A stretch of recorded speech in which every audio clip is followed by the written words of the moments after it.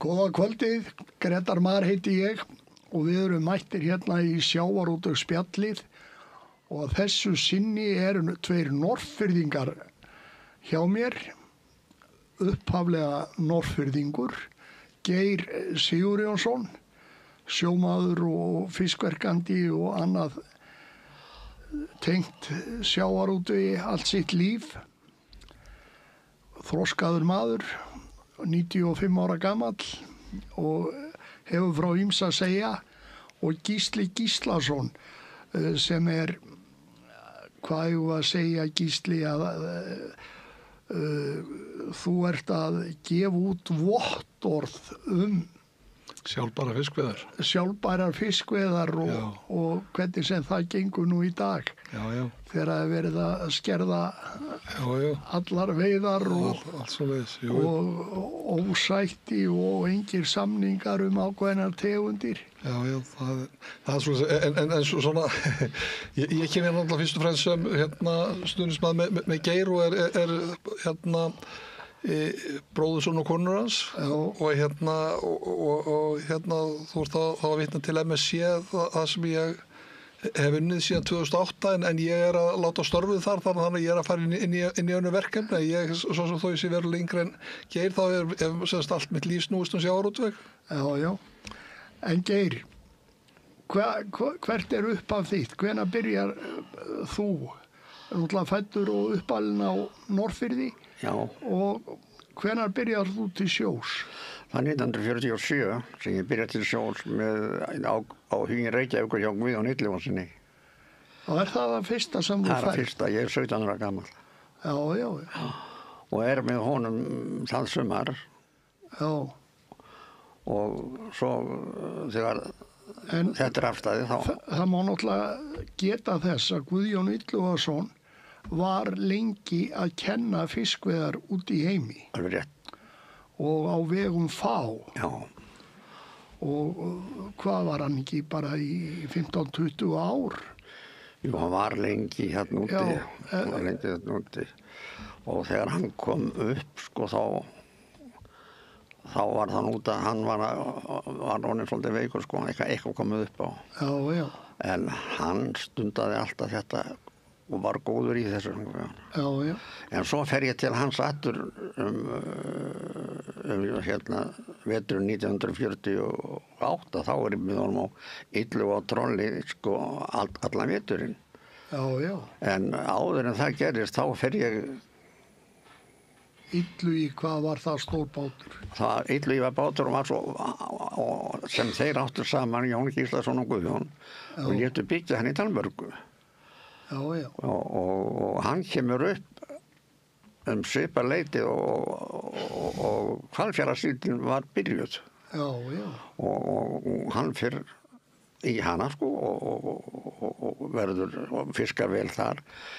Þá var hann bara að fiska hana í nót? Í fiskar í nót, já. Já. Og þú hefur þá náð því að vera á Hvalfjarðarsíld? Nei, það var ekki, ég fór ekki með honum á síldina. Nei. En ætlaði að gera það, en þá var hann með sína eldri menn frá fyrri tíð, af því ég var ungur. Já. En svo strax mánaðamótin janúar, febrúar, þá fer hann á Illu á Troll og þá fer ég til hans og er með honum alla vertíðina fram í endan maí á Trolli. Já. En áður hafði ég farið einn túr á Júpíter og ég fór Júpíter þá hjá Tryggva Ófeigssyni. Á Tryggva Ófeigssyni og fór í jólatúrin 1947 og kem heim 10. janúar og þá fer ég yfir til Guðjóns aftur. Já. En svo varstu hjá Tryggva Ófeigssyni? Já, ég var lengi, ég var 12 tíma á marsinu. Já, það var. Ég fer á marsi 1951 og er á honum, þangað til fyrir stýrimannaskólann, þannig haustið og í millitíðinni förum við Grænlandstúrin. Fyrsta túrin. Fyrsta túrin á Grænland? Á Grænland. Hafðu þá íslenski togarar aldrei farið á Grænland? Það var einn togari fyrir þegar við komum. Já. Ég held að það var Pétur Halldórsson. Já. Já. Pétur Halldórsson, hann var frá Patró. Reykjavík. Nei, hann var frá Reykjavík. Já, hann var bæjarríkinn, sko. Já. En svo vorum við þarna í nokkuð lengi á Följubankana sem kallaði var og þar var mikið af smáfiski og mikið sem við þurftum nú að henda vegna þetta var svo smátt. Já. En það var góður mannskapur og þetta gekk allt vel en það fór svo sem ekkert mikið niður vegna þess að þetta var svo smátt. Já. En þá einhvern veginn kemur það upp hjá Ólafsvíkurmann að það sé eitthvað að gera allir norður frá til Skottflóa og hann fer norður, hann Steini á Marsinu fyrir allar norður og þegar við komum þangað og köstum þar þá lendum við bara í ágættir fiski. Já.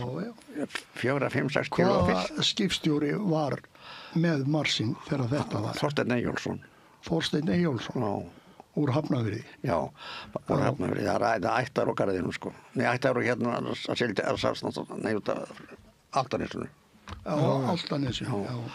Og við erum þær í tótala og þá er tekið inn og sett á Fullaferð aftur söður og þá að fara að og hvers vegna því við vorum það í góðum fiski og hafið þess bara vel undan og fór bara tölvöld mikið niður. Já.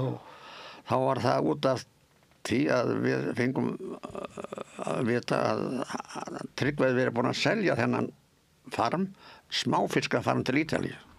Já. Og svoleiðis sem við fengum að vita það. Þá ferskan eða hvernig var hann að selja? Já, var búin að selja bara fyrir fram.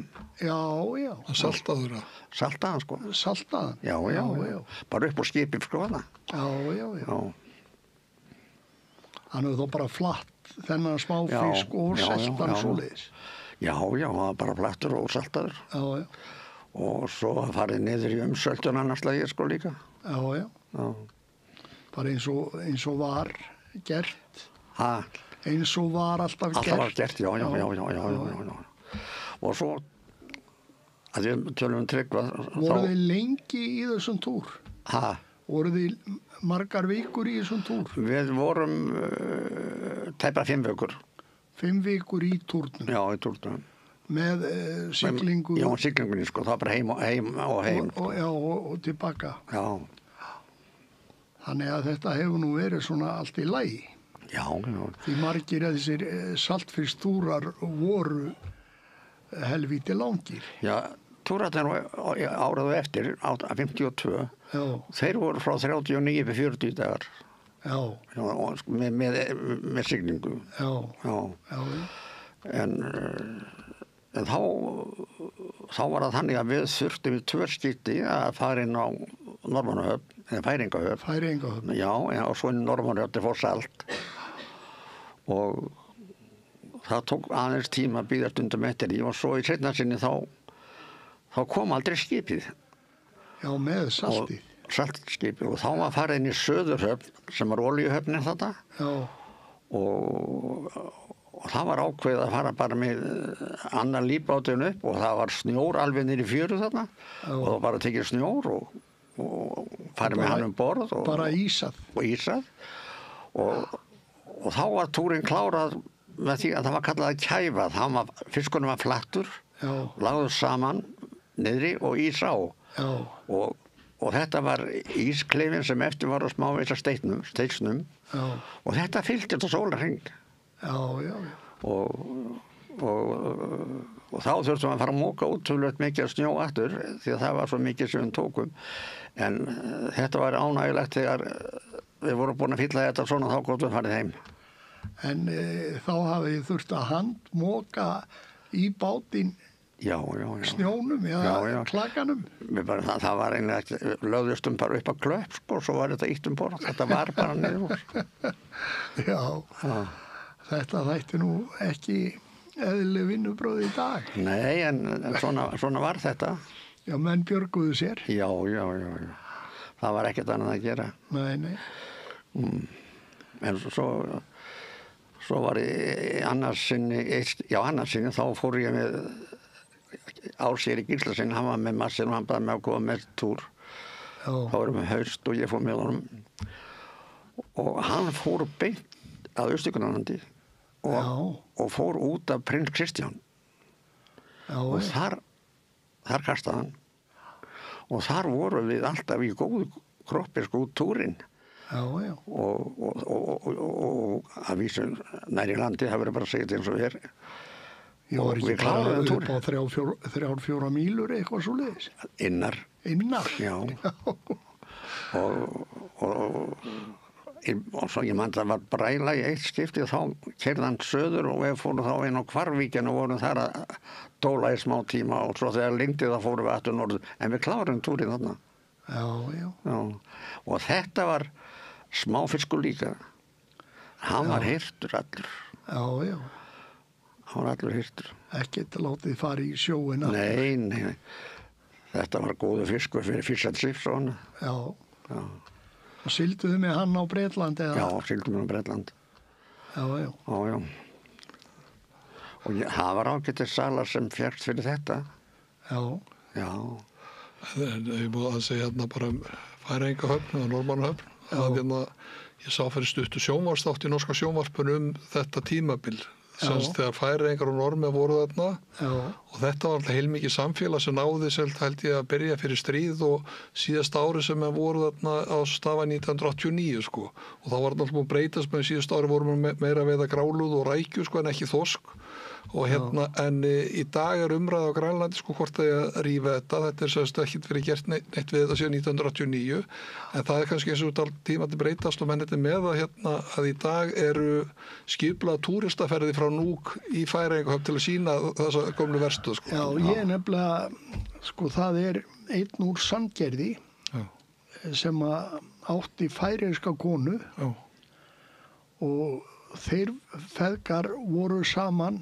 út í Grænlandi núna fyrir bara hálfu mánuði, kannski mánuði síðan og þá fóru þeir siglandi frá Núk til Færeyingahafnar af því að tengda pabbi Helga sem að Ármannssonar að hann Færeyingurinn, hann hafði átt þarna hús eða einhverja aðstöð í Færeyingahöfn.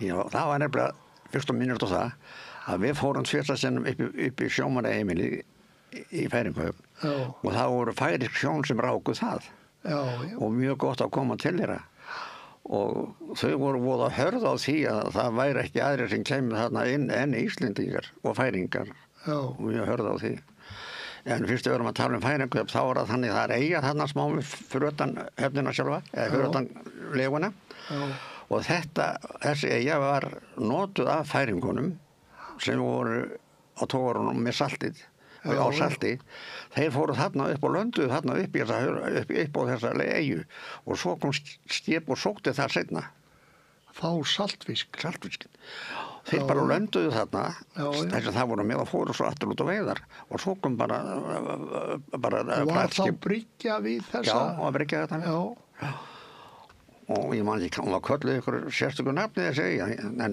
en við komum þarna alveg og sáum þetta allt saman en svo var Norðmannahöfnin þarna innan við sama firði og líka Söðurhöfnin þess að 3 hafnir Færeyingahöfn, Norðmannahöfn og Söðurhöfn voru í sama firðinum það var gott að koma þarna inn Þetta voru greiðlega löng sumur, ég man í þessu norska þætti sem mér fannst margt áhugavert þar en að þeir voru megin gjaldmiðil þarna. Það var bara eitthvað, svo getur út í búð og fórst í bíóið og eitthvað svona fyrst eitthvað borga þannig að það var eitthvað sér hagkerfi bara í kringu þetta sem Færeyingar og Norðmenn voru svona aldrei fjörunni sko. Og það var með Norðmenn að þegar við komum og byggðum eftir salti hjá þeim og það tók svolítið tíma þá komu þeir borð og buðu okkur uppi sko til þeirra sjómanheimilið og það var oft mikið gaman að koma til þeirra ég man eftir einskipti þá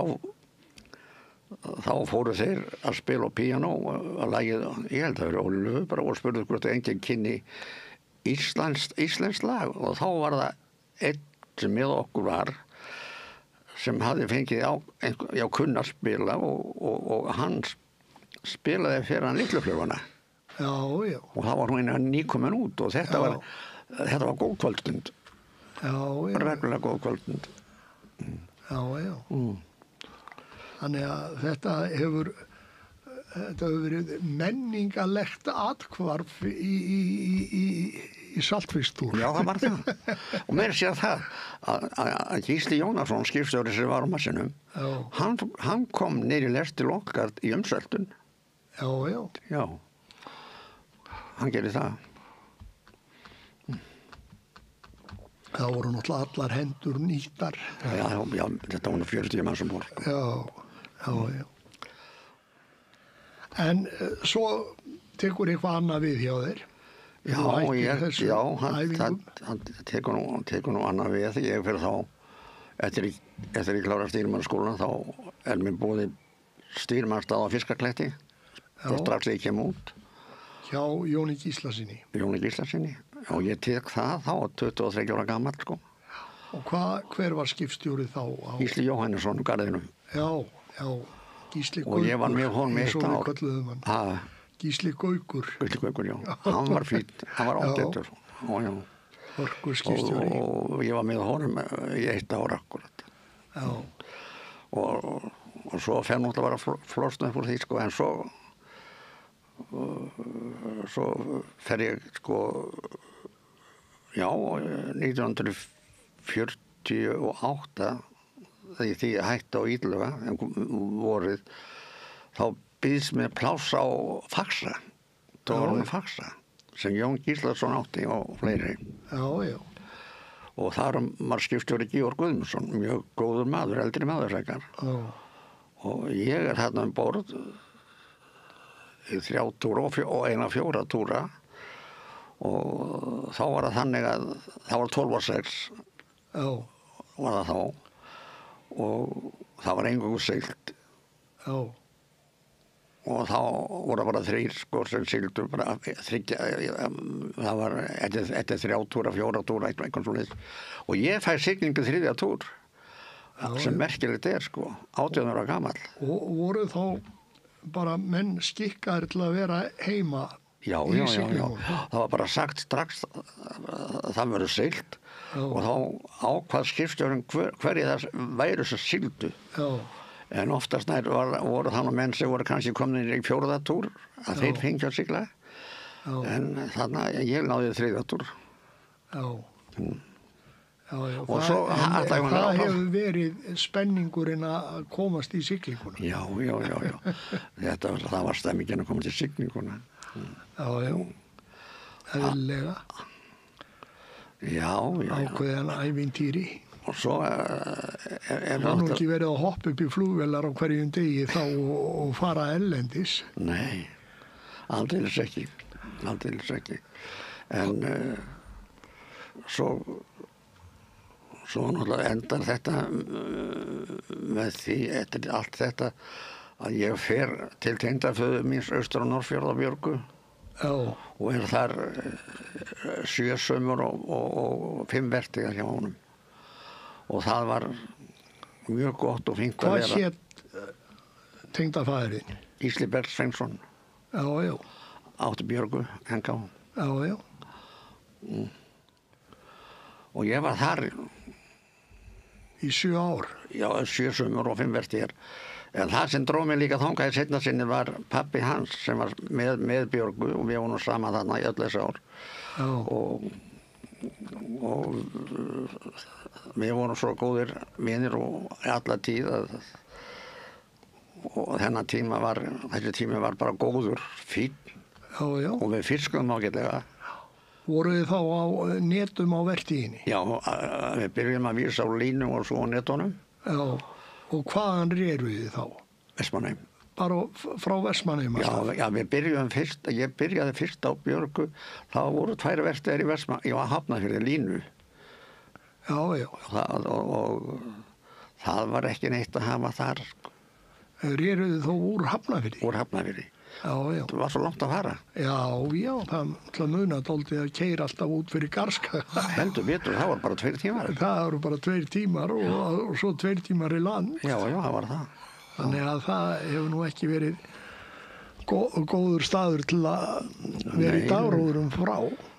Aldeilis ekki og líka vera komin á tímann sko þegar flautin kom. Já, bara verið erfitt að halda uppi róðurum á réttum tíma. Já.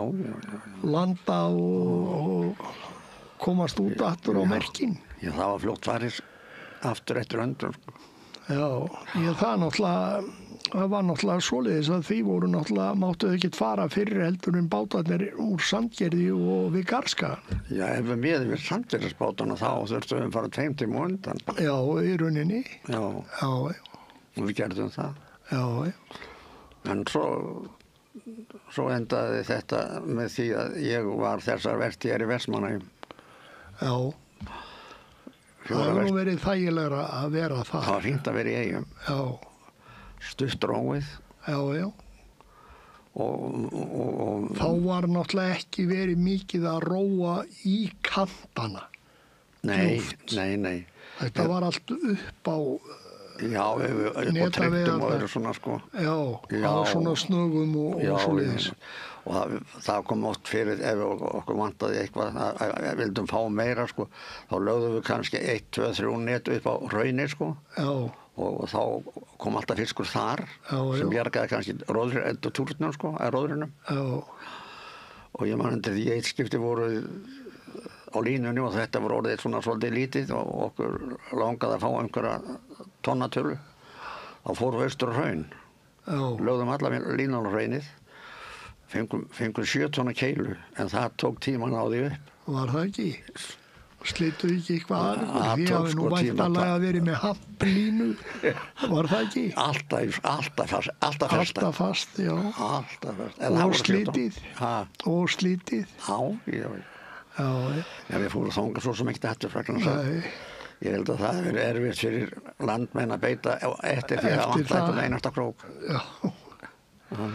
Mér finnst það alltaf merkilegt sko, það sem Geir hefur þá upplifað og sem var hefð hér í sjómennsku og sjávarútvegi áður fyrir var að bátar kannski frá Austurlandi og Norðurlandi komu suður fyrir land. Já. Og hann myndist hérna á tengdaföður sinn sem þá var afi minn að að hann fór í 50 ára vertíð suður fyrir land, þannig að sko í 50 ár fór hann í uppaf árs suður fyrir land og kom aftur heim í maí. Já.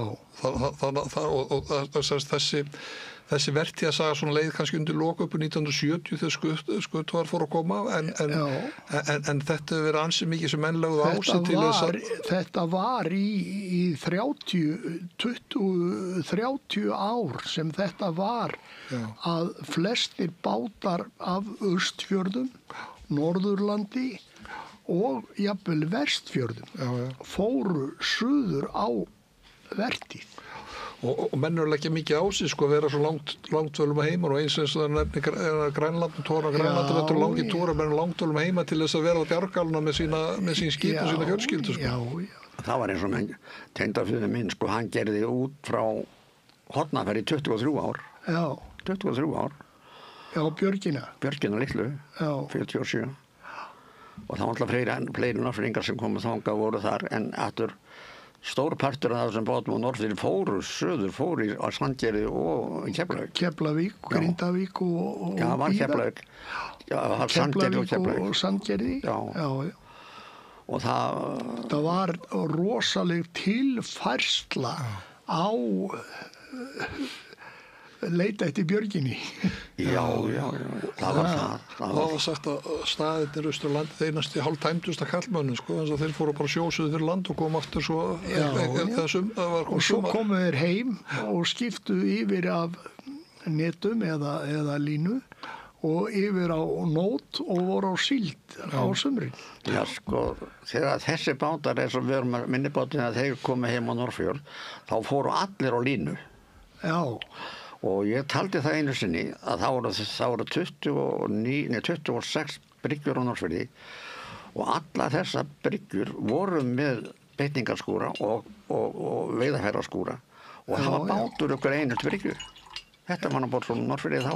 Misjaflega stórir bátar. Já, frekar misjaflega stórir en þarna var alveg geysir línútgerð Og ekki má gleyma trillunum eins og þær voru margar þarna. Já, það voru, eftir því sem ég best veit, að þá voru upp í 100 trillur. Það voru það. Svona sem að 1 og 2 menn voru á. Já. Fyrir dag kvótakerfisins. Já. Og svo kemur náttúrulega breytingin svo að í stríðsbyrjun þá fyrir engin bátur að landa á sinni eigin bryggju því þá eru skipin komin til að taka fisk til siglingu. Já. Og það voru 4 náttúrubátar. Það var bara slægður fiskurinn og seldur borð í skip sem voru að sigla. Bátnum að skipinu lönduðu þar upp. Já. Og ég man eftir þessum 4 Norðfjarðarbátum, það var Sleipnir, það var Stella, það var Sæfundur og Magnús. Allir þessi bátar voru eingöngu í siglingum þegar fiskur og Norðfjörði var og eins á Hornafirði. Já. Þeir fóru yfir á Hornafjörð þegar vertið byrjaði þar. Já. Og það var bara fiskað í þá og þeir sigldu. Og engin fiskur verkaður. Já. Og þetta gekk svona á Norðfirði þessi ár sem ég var þarna aðlast upp. Já. Og það eins og þú segir, ég bara man eftir bátunum þegar þeir voru að koma inn. Ég held að ég bara þekkt hvernig einar allir koma þarna. Já. Ég meina það. Jafnvel í myrkri. Nei, ég segi það nú ekki. Já, nú sumir sem þekktu bátana á ljósunum, hvernig þau voru. Já. Og hann að þess að þar. Þetta var mikið og gott fyrir krakka aðlast upp á Norðfirði. Það var mikið að gera og vantaði alltaf fólk þar til alls. Það hefur náttúrulega vantað fólk í beitningu og til sjós og allt. Já. Og til dæmis skýrti tveindapabbi minn, hann var með 2 færinga, 3 sömur og þeir voru á sjónum. Já. Og Örvi Guðmundsson sem mátti útgerð við hliðina og honum hann með 3 og þeir voru bara sjómenn sko. Já. En það var þetta svona manna nokkurn veginn svona beitninguna. Átti hann Magnús? Nei, átti Magnús, já. Já. Og Þráin og undan. Já. Svo náttúrulega þegar ég hætti þarna hjá þeim fyrir austan þá býðist mér stýrimannsstaða á Hval og ég er á Hvalbát nokkra vertíðar. Já. Og það var góð tilbreyting að fara þangað. Já. En þá er ég náttúrulega búin að vera þarna fyrir austan þennan tíma og svo því ég hætti á Hvalnum þá byrjaði ég minni útgerð. Ég Hafnarfirði. Já. Og þá kaupirðu Sigurberg eða lætur byggja Sigurberg. Já. Og með ágætis verkunarhús þarna. Það er á þessum árum 120 tonna bátur eða... Já, hann var svoleiðis. Eitthvað svoleiðis. Já. Og svo byggir yfir hann og þá náttúrulega raunverulega stækkar hann. Já, hann var heljar mikill bátur, sko. Já. Og góður bátur. Og ég verð að segja svo sko að þetta var fyrsti bátur sem byggt var yfir þessa minnibátum. Svo að fara að gera það á eftir og ég held að það sem er allir þannig í dag. Já, nánast. Já. Allir þannig í dag. Og svo þegar við seljum það fyrirtæki frá okkur og ætluðum bara að hætta, þá gerist það var sonur okkar sem var þá framleiðslustjóri á Súgandafirði. Já. Hann spurði hvort ég vildi koma með þessir aftur í eitthvað. Ég var nú hugstað á máli lengi en það var úr að við gerðum það og stofnuðum sjávarfisk.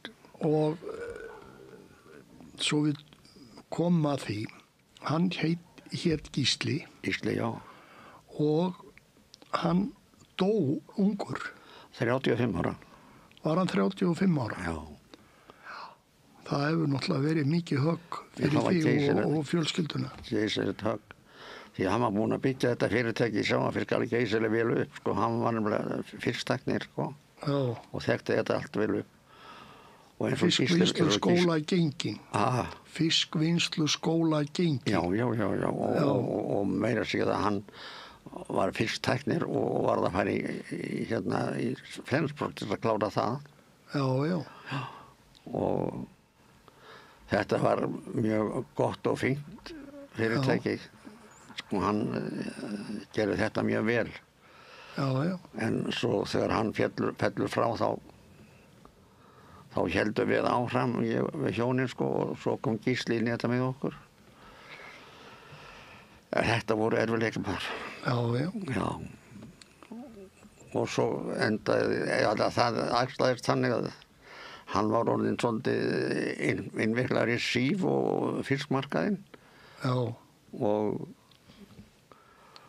þau stort sem hann hafði þegar hann tók ég að mér til þess að halda þetta bara áfram. Já. Og við rákum fyrirtækið áfram, var ekki 7 ár? Já, ekki svolítið. 7 ár, þá hættum við þessu. Já, eftir að hann dó. Eftir að hann dó. Já, eftir að hann dó. Já. Vorum við 7 ár. En þú náttúrulega tókst þátt í ýmsu, þú fórst í stjórn SÍF. Já, ég gerði það. Og varst þar í nokkur ár? Ég var tæp 7 ár. Tæp 7 ár? Já. Já. Og það var... Og nú kynst mörgum skemmtilegum mönnum þar. Já, mikið lifandi skelling og þessi menn sem voru með mér í fyrstu stjórn voru alveg fátum að góðir menn. Já. Og svo endaði með því að það var keypt hlutur í fyrirtæki út á Spáni sem hét Kóperskó. Og það var sko helmingaskiptið þar og ég fer þar í stjórn strax. Já. Þar og þar allan tíma með það er við lífi sko. Svo slitnaði upp á því en SÍF átti þá útistandandi mikla peninga hjá einum kaupanda þarna úti og það endaði með því að það var farið að reyna að ná þeim peningum og þá átti hann stórt og mikið hús, verkunarhús og geymslu og kælir. Já. Og skuldi var svo mikil að SÍF náði húsinu. Já. Og við fluttum allt þangað. Já. Alla okkar þar sem eftir við skildum við Kóperskó. Hver var formaður í SÍF þegar þú varst þar? Sighvatur Bjarnason. Já, í Vestmannaeyjum. Já, en Gunnar Örn var framkvæmdastjóri. Já. Þetta voru ágætis menn, sko. Já. En það var líka... En svo náttúrulega breyttist á þessum tíma, er það ekki á sama tíma sem að eiginlega SÍF byrjað að kvarnast út úr SÍF, það farið að leyfa öðrum að flytja út saltfisk heldur en SÍF. Já, það var Jón, hann sko byrjaði inn að það var svolítið sem fór út þarna og Jón Ásbjörnsson var nú í því að reyna að koma svona upp. Hann komst upp með það. Hann komst upp með það. Jón Baldvin hjálpaði honum í rauninni við eða veitt honum leyfi þegar hann var utanríkisráðherra að flytja út. Já. Og síðan í garðinum, Guðbergur. Guðbergur, já. En sko, það var með Guðberg að hann keypti tölvöld mikið af mér, af fiski, sem hann þurrkaði og harðþurrkaði. Og ég fekk ágættis verð fyrir það, en þau kaup voru öll gegn SÍF. Sko. Já, það hefur verið gert þannig. Allt gert þannig. Já. Ef ekki ætlaði að kaupa eitthvað og vildi koma og skoða þið og vildi fá þetta partí og svona, já þá, allt þú getur fengið þetta verður bara að fara gegn SÍF. En þetta var náttúrulega svona verið að byrja að brjóta upp þessa einokun sem að SÍF hafði haft og reyndar sölumiðstöð hraðfrystihúsana í frosnafiskinum og svo sambandið. Já. Þetta voru eiginlega 3 stór fyrirtæki sem til margra ára höfðu stjórn á öllum útflutningi á sjávarútvegi. Já, það reyndar fyrir utan skreiðina. Já, þar var Bjarni Magnússon. Þar var Bjarni Magnússon og þar var sambandið og þar voru fleiri og skreiðasalan. Það voru svona meira frelsi þar. Já, ég seldi alla mínar skreið gegnum skreiðarsamlegið, Já, gegnum Braga og þá. já, Og það var alveg skýrenda gott að gera það. Allt það magn sem við vorum með og var það mikið, það fór allt gegn skreiðarsamlegið. já, já. Nú, en sko, það sem var að gerast í sambandi við Sif og fór svolítið í mig, það var þessi úttektarmenn.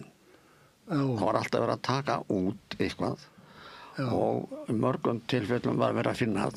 já, já, Og það kom fyrir, tvisvar sinnum að það var fiskur frá okkur sendur út sem búið var að taka út hjá okkur já, og þegar að koma hann út þá var að fara að taka hann aftur út. já, Og þetta fór svo í mig að ég fór út og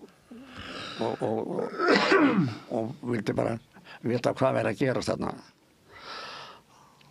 Þá var það kaupandi, ágætis kaupandi sem ég þekkti, en hann vildi þetta raunverulega ekki, en það var þessi Íslendingur sem var fyrir Sif úti, hann vildi skoða þetta aftur og hann fekk út úr því þannig að þetta væri ekki nógu gott. Og svo þegar ég fór út og tók mann með mér og fór í þetta, já, þá var ekki það. Og það kom margt annað fyrir þetta, eins og einu sinni var kvartað undir vikt hjá okkur. Var þetta til þess að ná niður verðum eða hvað? Já, það var búið að kvarta tvisvar sinnum þetta, að væri eitthvað að, þá varstu bara að fara út, því að þriðja kvörtinu var kleim. Já, Það var ekki öðruvísi. Og ég fór alltaf, ég fór út, eða voru tvær komnar og það var eins og með þegar ég fór út þarna út af undirvikt já, og þegar ég kom þarna út á hitti ég þennan kaupanda, ágætis maður, Ítali og þegar ég kem til hans þá sammælast bara það að við skildum bara taka 12 kassa, slá úr þeim og setja þau í haug á Brettavog og vigta það svo. Og það gert. Og út úr þessu kom 25,6 kíló. Þá var engin undirvikt. já, já, En þá var hann svona hálf argur yfir þessu og skammaði sína menn fyrir að plata mannin út og ekkert að. En það var allt í lagi með það, en hann gerði nú gott fyrir mér staðinn, hann bauð mér í mat og það var hjá Ansi Mílan fótboltaliðinu. já, já, já. Og það var aftur gott að fara þangað og vera þar. Þar sá ég mynda Albert Guðmundssoni. Já. Þú þá fengið ferð til Ítalíu út á þetta? Ha? Þú þá fengið ferð til Ítalíu út á þetta? Já, ég fór 3 ferðir til Ítalíu. Já. Það var svoleiðis. Já, já. Þetta hefur verið svona Já, þetta var... ýmislegt sem komist í tæri við. Já, það var margt sem einhvers tæri við. Og það var... Og þessi menn sem voru með mér í stjórn Sif, þetta voru fyrirmyndar menn. Já, já. Allir. Þetta voru margir. En svo eftir að það er eins og þú segir, eftir að ég hætti þar og við hættum á sama tíma og eftir sama fund, ég og Sighvatur, Já. þá fyrir að breytast. Hver tók þá við? Þá tekur hann við hann Freyr Pálsson. Já, þetta er þannig að Dagbjartur Einarsson er á undan Sighvati. Já, hann er undan Sighvati, já.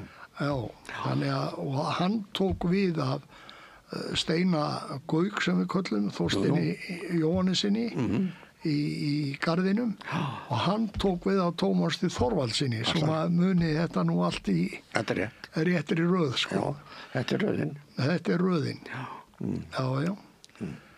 En svo byrjar bara að kvarnast úr þessu og Sif verður bara einangunin sem Sif hafði á sölu á öllum saltfiski að hún dettur upp fyrir. Dettur út.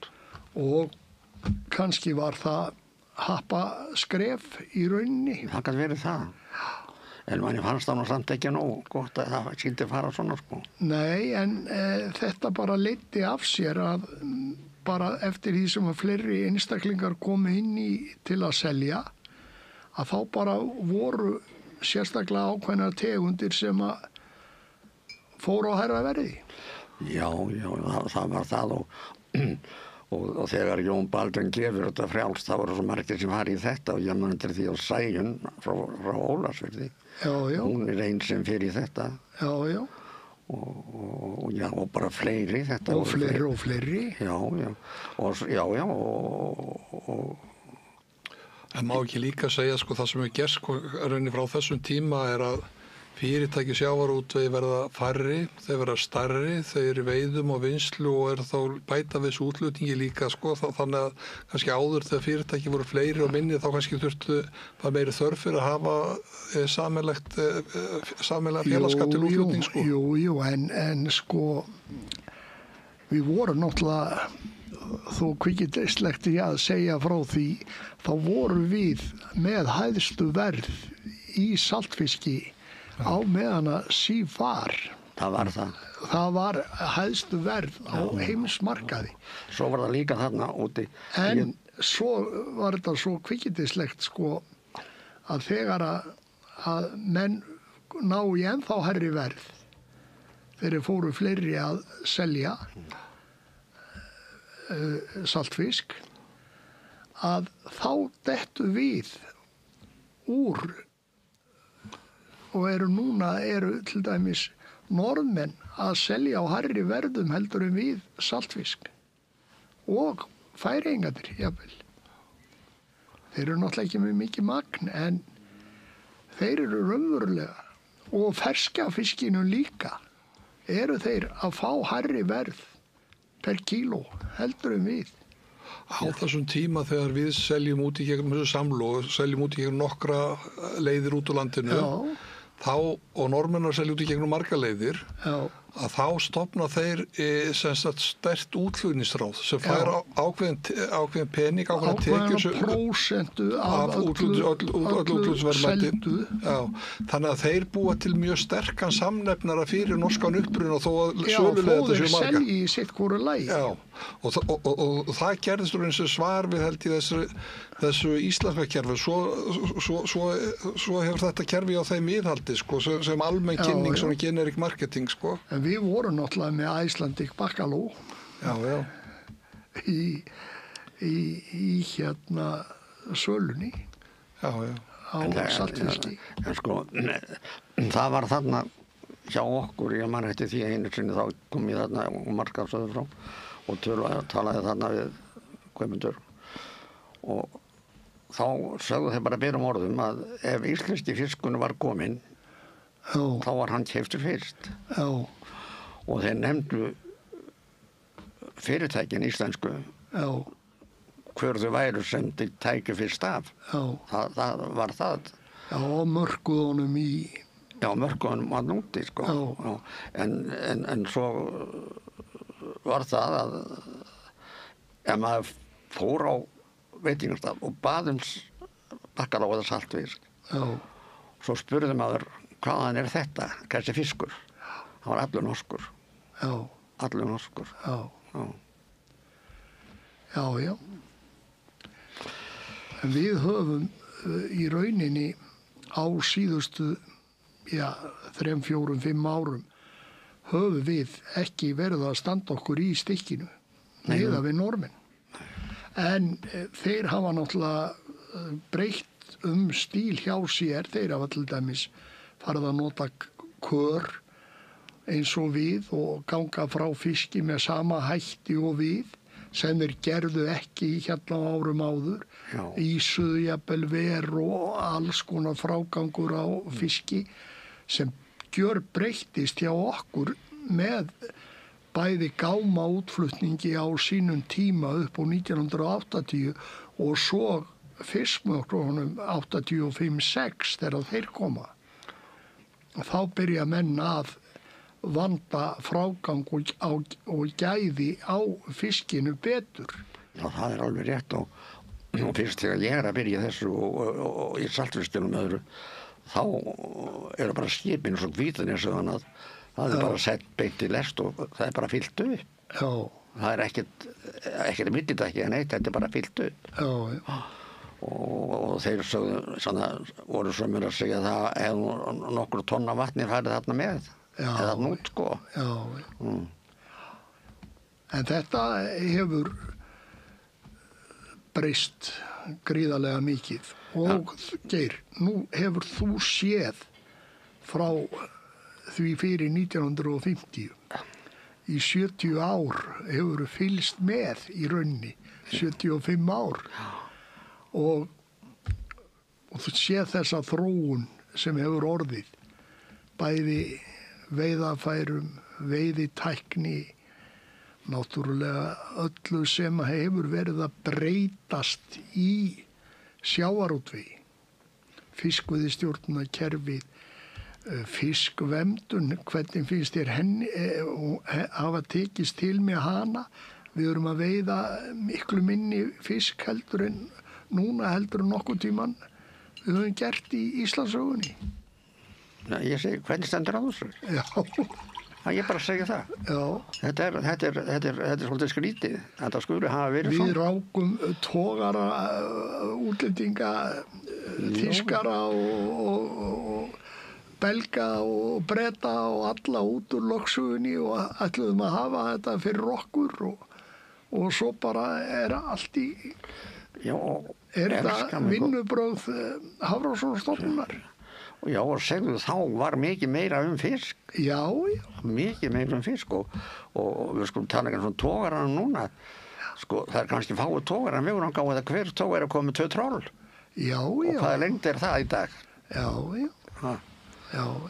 En þetta allt annað heldur en var þegar ég var í þessu, þá var ekkert verið að vinnast á neitt svona, það var bara veitt. Já.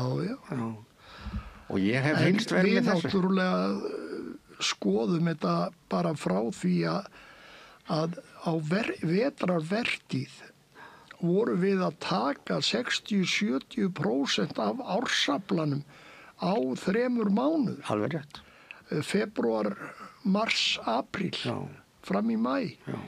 Og það gekk allt í lagi að því að við vorum að fá að við héldum fisk frá Grænlending og við vorum að fá fisk sunnan úr höfum og austan úr höfum og allt gekk þetta á miðin og mest var að þessum veitt bara á Selvogsbanka og Eldeyjarbanka og Breiðafirði og út af Vestfjörðum. Já, manstu getur það var 1959 og 60 þegar stóra gangan gekk upp á Selvogsgrunnið. Nei, ég man nú ekki eftir því. Og þá fóru nótabátarnir og tóku fiskinu nót. Já, ég man bara eftir því að hafa heyrt talað það. Ég var ekki byrjað til sjós. Og þá var einn bátur sem 50 tonn í einu kasti. Og allur sá fiskur sem þá kom og var verið að tala hvaðan kom hann. Það vissi enginn það. Þá var með við Grænland og hann gat að vera komin á Grænlandi, það var alveg á hreinu. En svona mikið magn hafði enginn vitað að kæmi inn á meðin svona skart. En svo var náttúrulega nótaveiðin bönnuð árið eftir, sko. Jú, eðlilega, því það náttúrulega þessi stóri fiskur sem var veiddur í nót var náttúrulega mjög léleg vara. Mjög léleg vara. Var bara nánast af drullu í höndunum á mönnum og mönnum voru að reyna að hengja þetta upp og þetta slitnaði bara niður. Það voru svo stór fiskur. Þetta var 15-20 kílóa fiskur eða stærri. Já, það var einn að segja mér sem hafði flatt þennan fisk. Hann sagðist ekki að hafa þurft að bera hníf á hrygginn, hann bara tók hann. Já, hann var svo laus í sér. Laus í sér. Bráðfeitur og... Þannig að þú hefur nú séð ýmislegt í gegnum tíðina. Og ég man eftir líka, við verum að tala Vestmannaeyjarnar. Fyrsta vertíðin þegar ég í Eyjum, þá var 480 tonn og þá 500, tæp 600, svo er tæp 800 og síðasta vertíðin hjá mér í Eyjum er 957 tonn. Já. Já, svona 60 tonn á bát. Á 60 tonn á bát. Á 60 tonn á bát. Já. Og stærstu róðurinn okkar var 53 tonn. Já. Þannig að sko. Og settu þið þá í lúkarinn eða hvað? Nei. Þetta var nóg pláss og það var ekki það og það gekk ágætlega. Já, þú þurfti að vera með á dekki. Já, við fórum bara í land og löndum. Já, út aftur. Og út aftur. Já. Og róðurinn og ettin, hann var 47 tonn og þá fórum við með hann í Þorlákshöfn. Já. Og það var mikill fiskur þarna þá. Já. Þetta var 65 tonna bát, sko. Já. Nei, það er, þetta er 60 og... Þetta var 65. 65. 65 eða 4.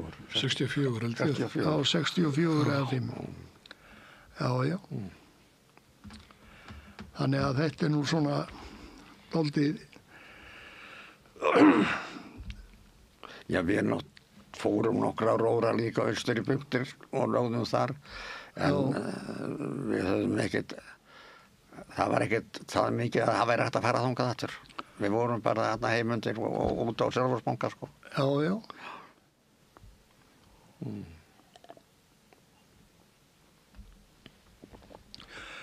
Jú, og það var náttúrulega aðal veiðisvæði var bara eiginlega í fjörunum með öllu landinu.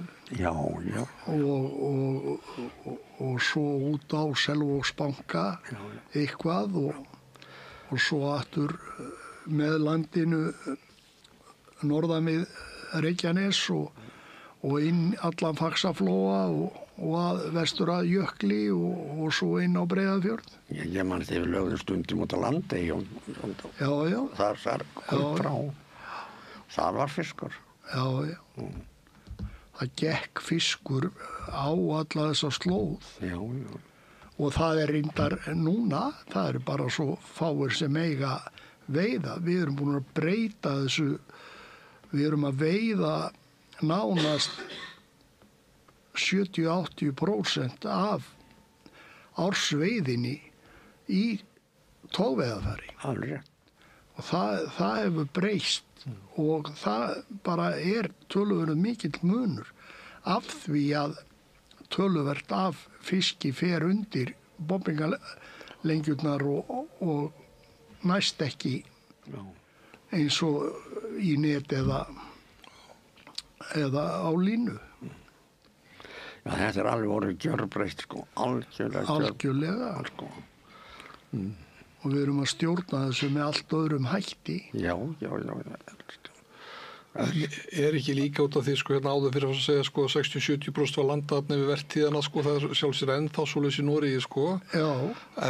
Og norðmenn er ennþá náttúrulega mest fyrir salt hjá þeim og skreið og svoleiðis, sko. Já, þeir eru náttúrulega mjög stórir í skreiðinni. Já, mjög. Og Ítalíu skreið og saltfisk til Portugal.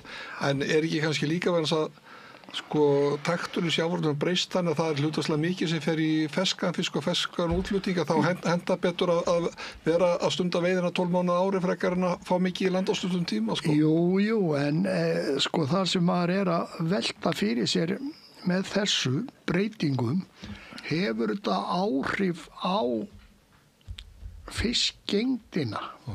Erum við ekki að nýta þegar að fiskur gengur á miðin til að hrygna og svo því við vitum það að mikið af fiski drefst eftir hrygningu. Já, það er mikið af fiski. Það er stórt atriði.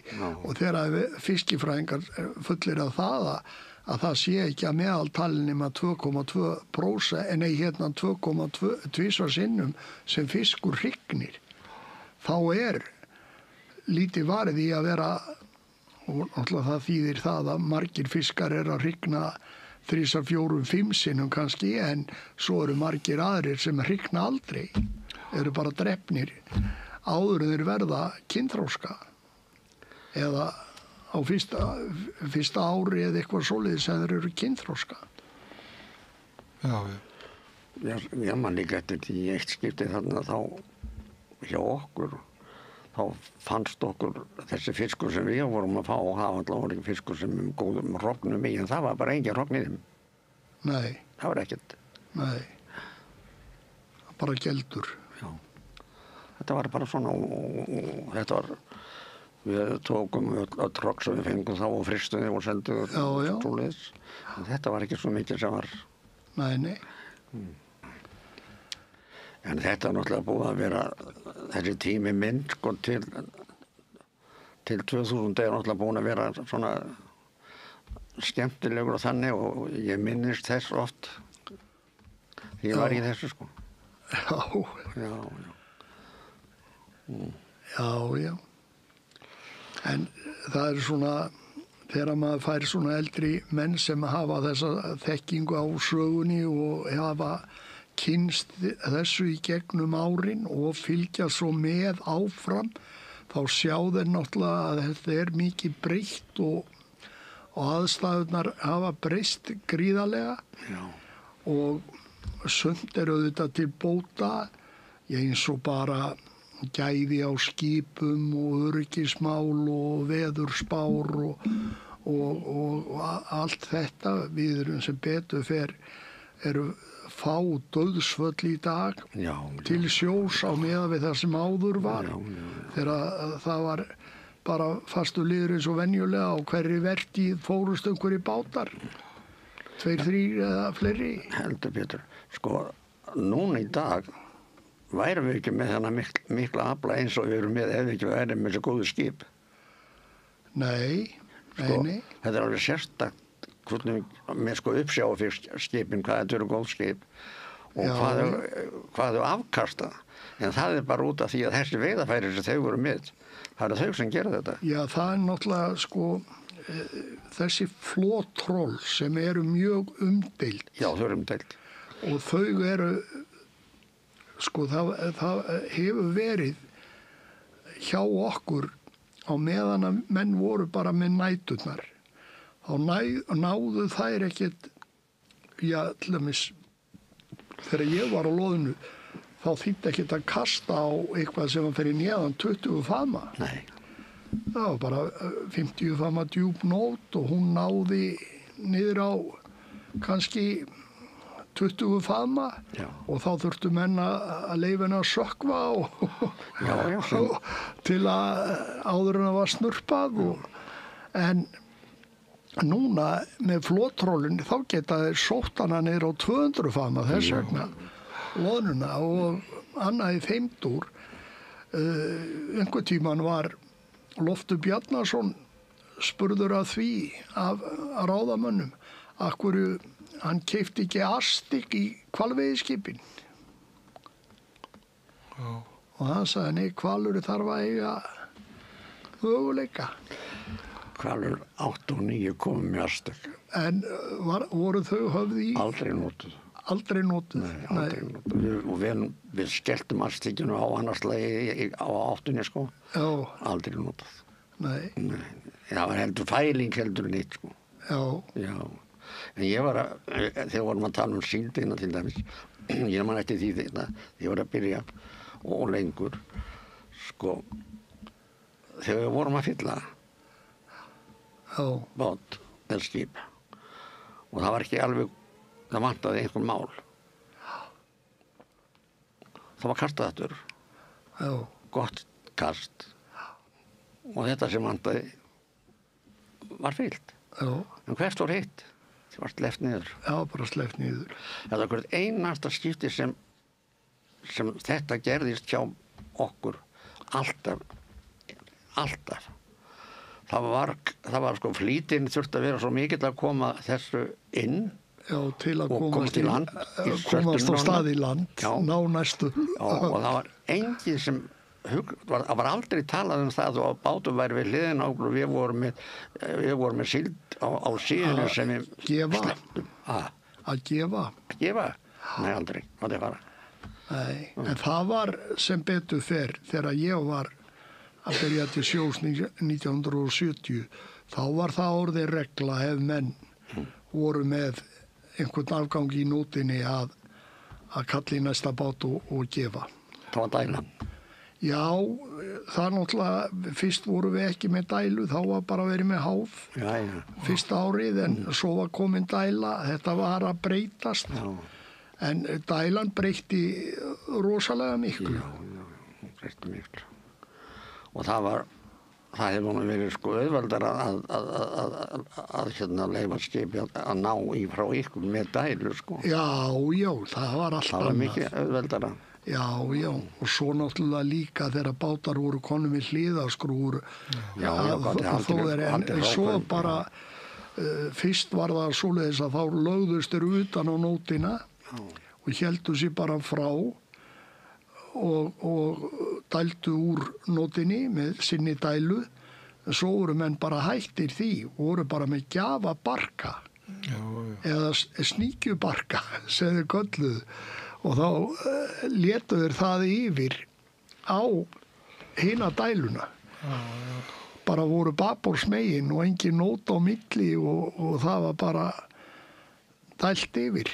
Það hefur gengið ágætlega. Það gerði það bara fínt að gefa svo leis og náttúrulega miklu betri nýting og menn ekki að henda einhverju því bara þegar búið að þrengja síld í nót að þá hún dauð ef þú sleppir henni niður.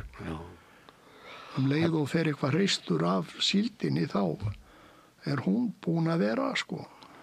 Svo voru einhverju bátar það ekki verið á snappinu eða svo, þá voru einhverju bátar sem fylgdu með og það var þá dælti gefið í þá, sko, þeir voru ekki beint með veiðarfæri, það var gefið í þá ef það var yfirfall. Þeir voru ekki með veiðarfæri. Þeir aðstóðuðu mann ef maður fór að lendi fyrir vind eða eitthvað og þá dróður í mann og dróður mann kláran og svoleiðis. Og svo gaf maður þeim í staðinn þegar maður var búin að fá eitthvað sem var afgangs. Þetta var svona, ég man eftir í einu sinni út á Rauðatorgi, við vorum held ég fyrsti bátun sem fór út á Rauðatorg að minnibátunum. Þá voru konum blökina. Og það var geysi mikið magna síld þar úti. Og við köstuðum. Og þurftum 2 köst til að fylla og það var sleppt töluvert miklu úr seinnakastinu. En læti var svo mikil hjá okkur sjálfum að reyna að komast í land til þess að þetta var náttúrulega 4 tímar tím sko. En þá gerist það að bátunum fyrir allt í hann halla og við skilum ekkert í því hvernig stóð þessu. Og hann halla það mikið að það sjór sem fer yfirlunningu inn á yfirbrystu sko. Já. Við skilum ekkert í þessu hvað það við skeið og svo var svona skelkun í mannskapnum út af þessu. Það var það núti. Og svo endaði með því að við gátum komið í þannig fyrir að hún rétti sig nú aftur og með því að taka síldina úr bakborðssíðunni og fara með hana aftur á stjór og aftur á nót. Og hleypa því út sem hleypa þurfti til þess að rétta hana af, en hún réttist ekki alveg af. Svona förum við í land og ég fór þá með í land og þegar við komum að Bryggju á Norðfirði og þá fer ég upp og athuga hvað að það ekkert annað, þá hafði lunningin gengið út á 4 stuttum 20 centimetra og þar var hallinn sko. Það rann út og af miðju þar sem við vorum að klára að háa, það fór allt yfir í þetta og út sko. Þetta tók. En þetta þið hafið sloppið? Já, sko, við sluppum ágætt að það var ágættis veður í land sko. En það hefði ekki verið gott að það hefði verið leiðinda veður þegar þetta gerist. Nei, en Geir, nú er ég aðalega búin að vera að tala og pumpa þig þína sögu. Og minna að tala við Gísla sem að votta fiskin okkar. Eða var. Hvað með vottununa núna á uppsjávarfiskinum? Það sem sagt, við erum þá rauninni með 5 uppsjávarstofna sem við getum sagt sem við veiðum í dag. Já. Það er íslenska sumargotssíldin sem við stjórnum bara af okkur. Já.